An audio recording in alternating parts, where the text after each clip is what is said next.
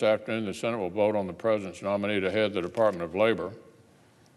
I'll be voting against confirming Mr. Walsh.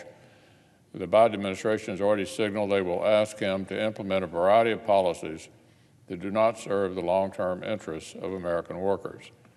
Unfortunately, it appears that won't just be the case at the Department of Labor, but throughout the Democratic agenda.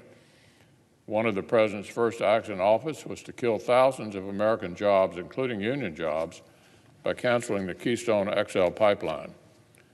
Both working Americans and domestic energy security took a back seat to left-wing signaling.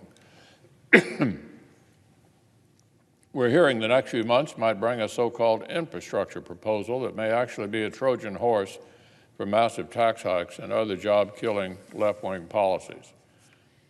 Remember, the House Democrats tipped their hand last year. They published a sprawling proposal that pretended to be a highway bill, but was really just a multi-thousand-page cousin of the Green New Deal.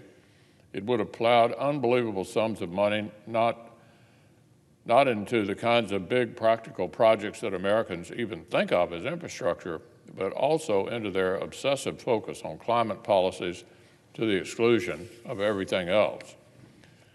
Look, we know what kinds of policies are actually pro-job and pro-worker. We know what kind of agenda helps American workers build all-American prosperity up and down the income scale. We know that because just over a year ago, before the pandemic, 4 years of Republican policies had built one of the most inclusive and optimistic economies in modern history. Wages were growing faster at the bottom than at the top. Unemployment was at historic lows. American workers were a hot commodity and were getting compensated accordingly. Pro-worker prosperity does not entail having big government politicians or big labor bosses micromanage every aspect of the economy to suit liberal fads.